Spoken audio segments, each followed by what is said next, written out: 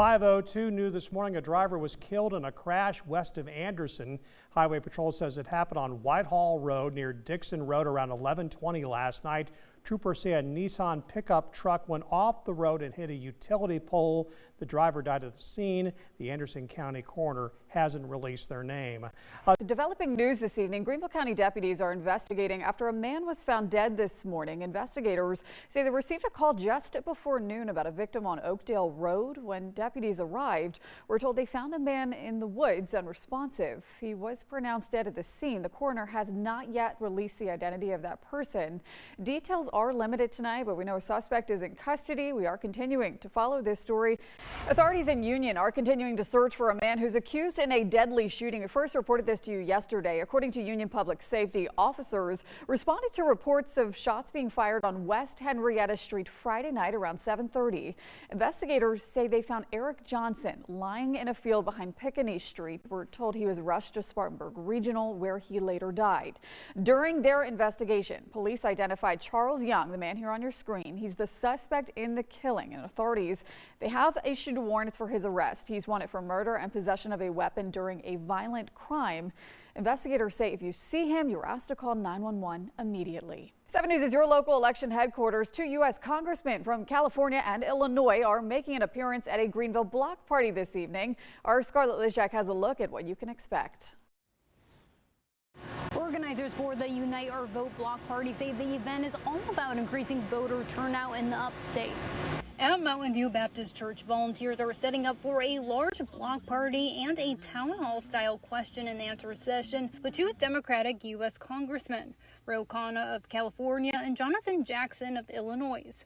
Organizers say the event is all about mobilizing voters in advance of election season. We're told voters will have a chance to register, learn important information, and get excited about making their voice heard. I think that there's no such thing as starting too soon. I think you need to start now. You need to get all the information you can get.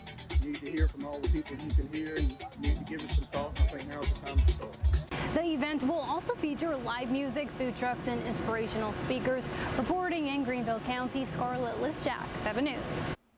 Looks sunny there, but at this hour, everyone hasn't actually been moved inside because of storms in the area. Event organizers hope to begin shortly. 7 News is your local election headquarters. 2 U.S. congressmen from California and Illinois made an appearance at a Greenville block party this evening. Our Scarlett Lizjak explains why they were there. Organizers for the Unite or Vote block party say the event is all about increasing voter turnout in the upstate. On Sunday, Mountain View Baptist Church in Greenville held a large block party. The event wasn't just about the music or the food. The church's pastor says their goal was to unite everyone that attended, encouraging them to vote. The main objective and the message is mobilizing our community toward the ballot, to understand that we have the opportunity to influence the elections, to have folks who are elected to represent our interests, what's happening in our communities. The event also welcomed 2 Democratic U.S. congressmen, Ro Khanna of California and Jonathan Jackson of Illinois. Voters we spoke with say they were eager to hear what they had to say. I came to see what the congressmen have to say. I'm interested to hear what their point of view is and how they see things and where they would like to lead us.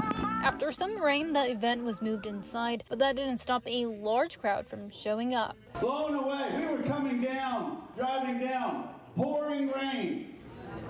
I said to Aaron, should we drive back or are people going to show up? Man, the rain ain't going to stop us. No. I just have to say over 260 folks braving the rain. Yes. And this room, this church. Lawmakers had an open discussion with voters at the town hall style event. Thank you for just the opportunity to address the critical issues that are affecting Greenville and communities across the world. I want to talk to actual people. That's right. About what they actually want in this country.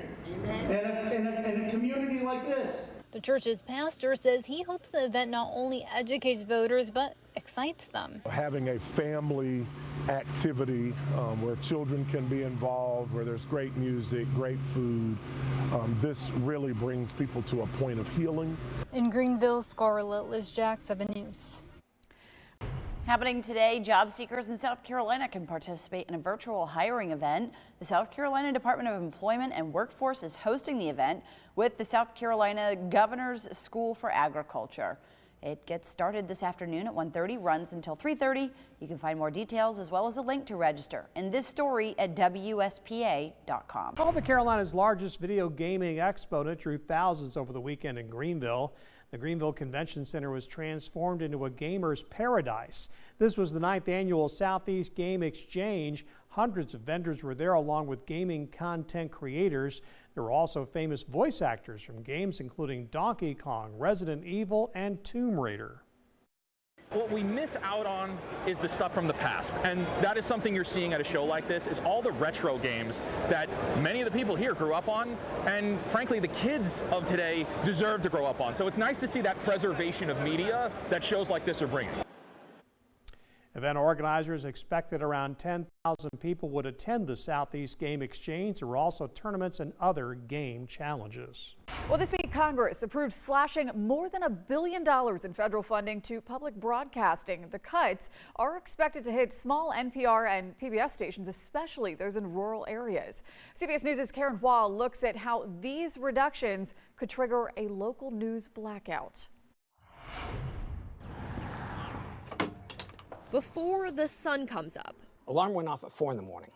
Got here at 5:30.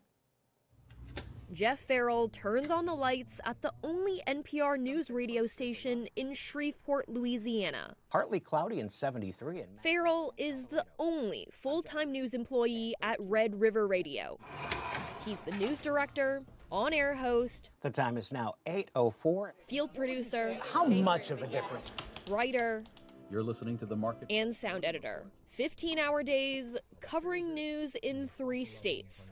Do I rest for a second? Yeah. I'll take a quick 15-minute pause and then recharge. So you sleep in your office? Sometimes. Everything in this control room, Farrell does solo. Stations like this are one of the few news sources left that serve Arklatex, that intersection between Arkansas, Louisiana, and Texas. There are a couple of parishes in Louisiana that have nothing, not even any kind of newspapers. Catherine Marr is president and CEO of NPR. I think that this could fundamentally alter public radio as a national service in this country, and that would be a tremendous tragedy. About 19% of Louisiana lives in poverty, and 15% don't have internet access, according to the U.S. Census. You can't afford satellite TV. You can't buy cable, and they're alone. And so it is a lifeline. And what's great about this is that they feel connected. They stay connected to the world. So what's at stake here? What happens if your funding is cut? We lose $160,000 out of $1 million for the budget. It's less service to the people that need it most. Public media, public radio, public television are a critical part of the emergency response plans of nearly half of the states in this nation. Defunding this is a real risk to the public safety of the country. These radio emergency alerts are vital during hurricane season, warning folks where and when storms will hit. Public radio saves lives. The emergency broadcast system, without it, people would die.